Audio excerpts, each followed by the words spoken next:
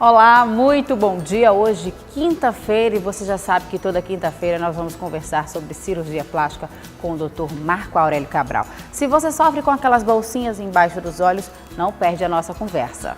E hoje tem dica de exercício físico para você que é idoso fazer aí na sua casa. E hoje tem culinária, então aproveita, pega o papel e a caneta, senta por aí porque o seu cotidiano está muito bacana e acabou de começar.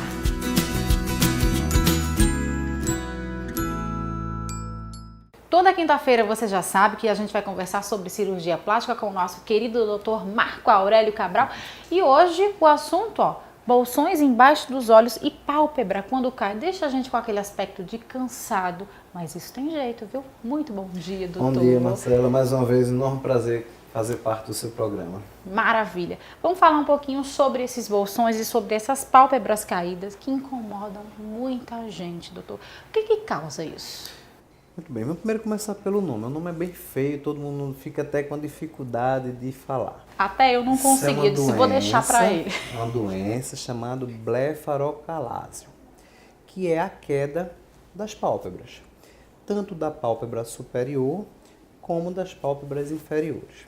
Com o passar do tempo, a gente vai perdendo a elasticidade dos tecidos. E essa elasticidade dos tecidos acontece também na região óculo-palpebral, que é a região da vista, que é a região dos olhos. O que é que acontece com a pálpebra de cima? Ela vai cedendo. Com o passar do tempo, a gente às vezes tenta abrir os olhos, não consegue com o peso da pálpebra superior. E a cirurgia nada mais é, na região superior dos olhos, que a retirada do excesso de pele e o tratamento das bolsas de gordura, que nós temos na parte superior 2 bolsões de gordura. Então, a blefaroplastia, que é a cirurgia da pálpebra superior, ela se compõe na retirada do excesso de pele, no tratamento das bolsas de gordura, dando já, somente esse procedimento, um excelente rejuvenescimento do olhar. Na parte de baixo, nós temos vários procedimentos para ser feito, mas eu vou te contar um detalhe que acontece com o passar da idade.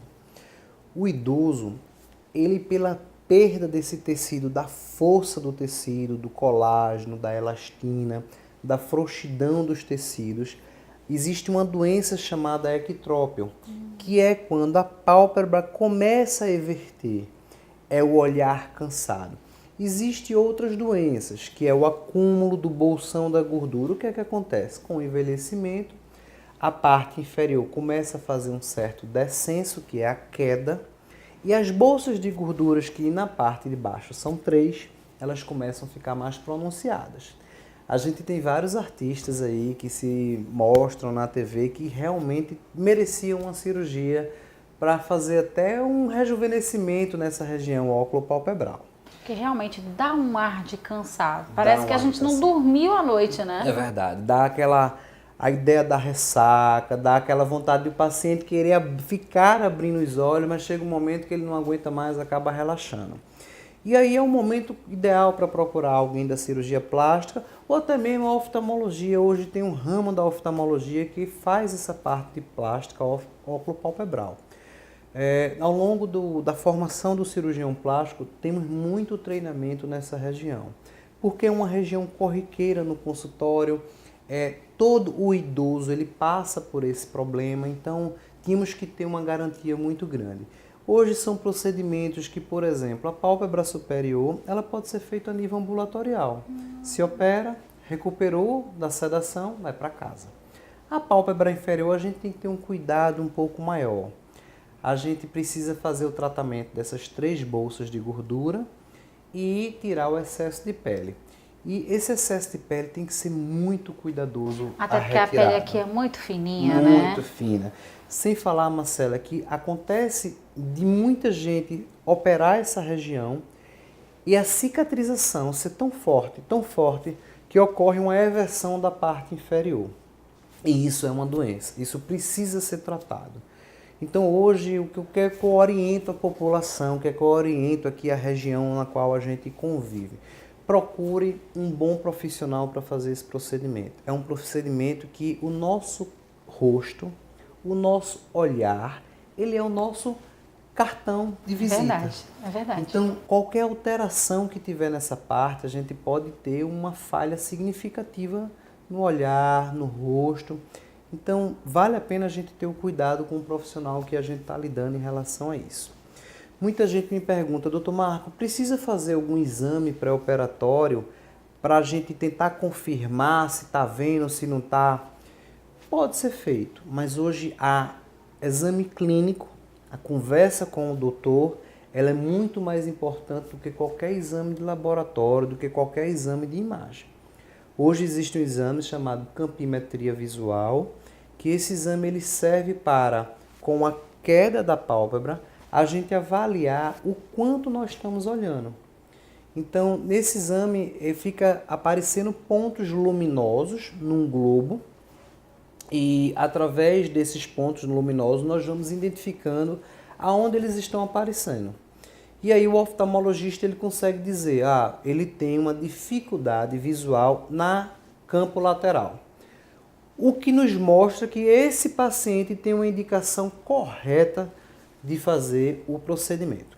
Além disso, tem aquelas pessoas um pouco mais vaidosas, quer dar uma melhorada no olhar, que está se sentindo com o rosto cansado, que está se sentindo que o olhar já não está mais tão com os pontos de luzes como deveria estar, não consegue mais pintar os olhos porque a pele está caindo por cima. É verdade. E essa é a principal queixa que a gente tem no consultório. Doutor, o que é que você pode fazer sobre essa carne que está caindo sobre os meus olhos? E aí a gente vai fazer uma boa avaliação e a grande maioria é um procedimento muito tranquilo, pouquíssimas complicações e é um procedimento que dá uma satisfação pessoal muito grande à população, principalmente às mulheres, mas temos feito esse procedimento em muitos homens também, porque acomete de acordo com o passar da idade. Como homem e mulher, não temos o que fazer, né? Todos nós vamos passar por isso, vamos envelhecer.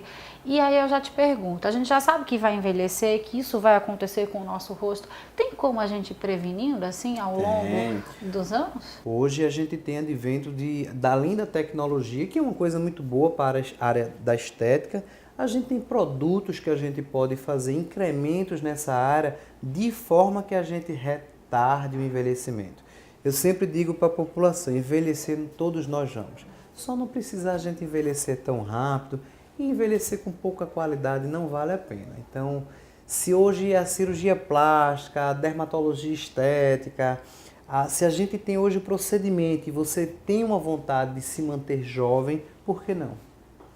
Eu acho que, como eu sempre falo, nossa face é o convite social. Verdade. Por mais que nós não queiramos envelhecer, nós todos vamos. Uns vão mais rápido, as pessoas que se expõem ao sol, essas têm uma tendência do envelhecimento mais rápido. As pessoas até maquiagem em excesso, Marcela. Escuta o que eu estou dizendo. Meu Deus! Maquiagem em excesso faz o envelhecimento da pele. Então hoje o pessoal fala, não, existe maquiagem de todos os valores, existe. Por que as mais caras talvez sejam as melhores? Porque os produtos delas são produtos que eles agridem menos a pele. Então, não estou dizendo que os produtos mais caros são os melhores, eu estou dizendo que há um cuidado do laboratório de cosmetologia, que os produtos que são às vezes mais caros, eles têm um cuidado maior para não agredir tanto ao tecido, não fazer tanto envelhecimento, que é o que ninguém quer, na verdade. É verdade, doutor. Como sempre, a nossa conversa é muito esclarecedora. Muitíssimo obrigada, viu? Obrigado, Marcela. Adorei. Estamos à disposição. Obrigado. Vocês sabem, viu? Esse site que está aparecendo aí, dúvidas com o Dr. Marco Aurélio. Um abraço. Obrigada. Até mais. Bom dia. Bom até a dia, próxima. até logo. Tchau, tchau. Olha, à medida que a gente vai envelhecendo, a gente vai perdendo massa muscular do nosso corpo. Mas, gente, tem como reverter isso apenas praticando exercícios físicos. Dá só uma olhadinha nessas dicas da Gica Almeida que você pode fazer aí na sua casa. Hoje a gente vai falar um pouquinho sobre os benefícios do exercício com o avanço da idade e principalmente depois que você atinge a terceira idade. Com o avanço da idade, principalmente a cada década, a gente tem algumas percas fisiológicas naturais do corpo humano, como perca de mobilidade, a gente perde flexibilidade, equilíbrio, força muscular e ganha um pouquinho de gordura também. Então, o que acontece? Como é que eu vou fazer com que eu retarde isso ou com que eu atrase e que eu não passe por esse processo tão, muitas vezes, doloroso para a pessoa. Então, o exercício físico, ele vai fazer com que você tenha vários ganhos com relação a retardar esse processo. Hoje a gente vai falar um pouquinho sobre os benefícios do exercício com o avanço da idade, principalmente depois que você chega na terceira idade.